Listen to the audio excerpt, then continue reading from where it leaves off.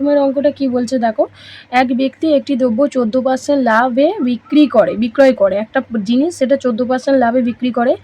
যদি ক্রয় মূল্য ও বিক্রয় মূল্য উভয় 117 টাকা করে কম হতো, তখন আরও 9% বেশি লাভ হতো। তাহলে আমি এখানে অঙ্কে প্রথমেই আমি কি করব, তাহলে বেশি লাভ হতো, তবে দ্রব্যটির ক্রয় মূল্য কত, সিপি জানতে চেয়েছে। ক্রয় মূল্য মানে সিপি। তাহলে এখানে কি বলছে, 117 টাকা করে কম হতো, তখন আরও 9% বেশি লাভ হতো। তাহলে আমরা বলতে পারি এই 9% সমানই 117 টাকা। তাহলে 1% সমান কত হবে, 1% সমান বলো তোমরা, 1% সমান কত হবে, কাটাকুটি করো, 9 1 9, 9 3 27, তাহলে 1% সমান 13 হবে। আচ্ছা, এবার কি বলেছে যে একটি মানে যে ব্যক্তি দ্রব্যটি বিক্রি করছে 14% লাভে, প্রথমে হচ্ছে 14% লাভ করেছিল, আর তারপরে আরও 9% লাভ করেছিল। তাহলে এই টোটাল দুটো যোগ করলে কত হবে, 23% লাভ হবে। তাহলে আমার এদিকে হয়ে গেছে 13, ক্রয় মূল্য জানতে চেয়েছে, আর এখানে রয়েছে 23%। তাহলে এই দুটো গুণ করলে কত হচ্ছে 299, এটাই হচ্ছে আমার অ্যান্সার। কিচ্ছু নেই, অঙ্কগুলি একদম খুব সাধারণভাবে ভাববে আর তাড়াতাড়ি সলভ হয়ে যাবে। তাহলে 299 হচ্ছে আমার প্রথম কোয়েশ্চেনের অ্যান্সার, প্রথম অঙ্কের অ্যান্সার। আচ্ছা, দ্বিতীয় অঙ্কটা দেখো কি বলছে। দ্বিতীয় অঙ্কটা কি বলছে, এক ব্যবসায়ী একটি চেয়ার 12% ক্ষতিতে বিক্রি করে।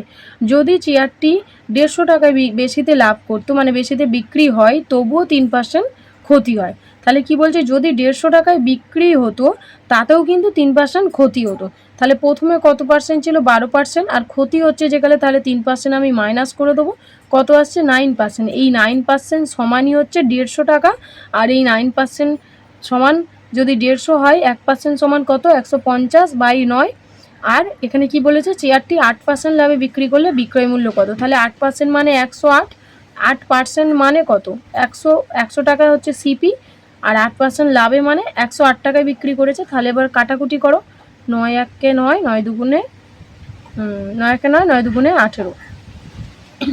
তাহলে এবার কি হচ্ছে, 150, আর উপরে কে পড়ে রয়েছে 12, 150 আর 12 গুণ করলে কত হয়, 1800। এই হচ্ছে, এটা হচ্ছে আমাদের অ্যান্সার। ঠিক আছে, এখানে অ্যান্সার দেখতে পাচ্ছ 1800 মিলে গেছে।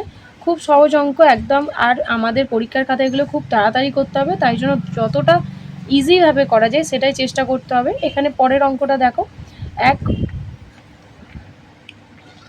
পরের অঙ্কটা দেখো কি বলছে, এক অসৎ ব্যবসায়ী একটি দ্রব্য 1 কিলোগ্রামের পরিবর্তে 870 গ্রাম দেয়। 1 কেজি মানে কি, 1 কেজি মানেই হচ্ছে 1000 গ্রাম, 1 কেজি মানে 1000 গ্রাম, এটা আমরা সকলেই জানি। 1 কিলোর পরিবর্তে কত দিচ্ছে, 870 গ্রাম। তাহলে এখানে দেখাচ্ছে 1000 গ্রাম দিচ্ছে, কিন্তু আপনাকে সেই কতটা দিচ্ছে, 870 গ্রাম দিচ্ছে।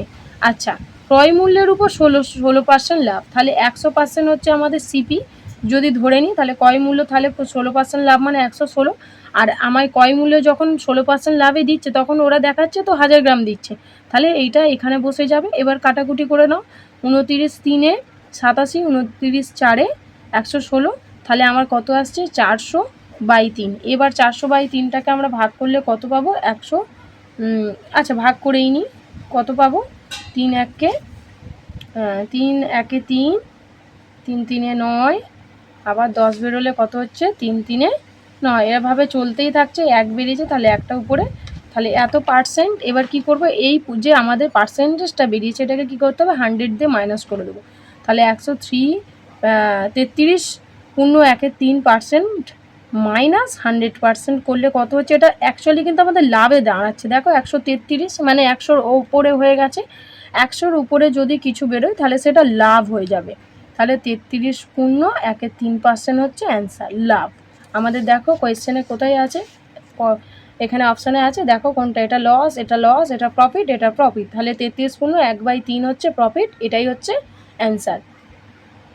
আমাদের এই 4 দাগের অঙ্কটা দেখাই। এটা কি বলছে, এক ব্যবসায়ী ধার্য মূল্যের উপর যথাক্রমে 5% ও 10% পৃথক ছাড় দেয়, তবে তার সঠিক বা একক ছাড়ের পরিমাণ কত হবে। তাহলে কি বলছে, ধার্য মূল্যের উপর যথাক্রমে 5% ও 10% ছাড় দেয়। প্রথমে 5% মানে আমি ধরে নিতেই পারি 95% ছাড় দেয়, তার উপরে আবার বলছে 10% ছাড় দেয়, তাহলে 90/100। একদম ইজিভাবে অঙ্কটা করব, একদম বেশি সময় লাগবে না। তাহলে 5 1 5, 6 7 8 9, তাহলে 5 9 45, 5 2 10, তাহলে 19 আর 9 কত হচ্ছে, 9 9 81, হাতে 8, 9 1 9, 10 11 12 13 14 15 16 17, 17, তাহলে 17/2 মানে এটাকে ভাগ করে দাও। 17 171/2, তাহলে 2 8 16, 2 8 16, এখানে 1 নামলো, 2 5 10, তা আবার 1 নামলো, পয়েন্ট খাইয়ে 0, 2 5 10। তাহলে এটা হচ্ছে আমার যেটা বেরোলো, এটা কি বেরোলো?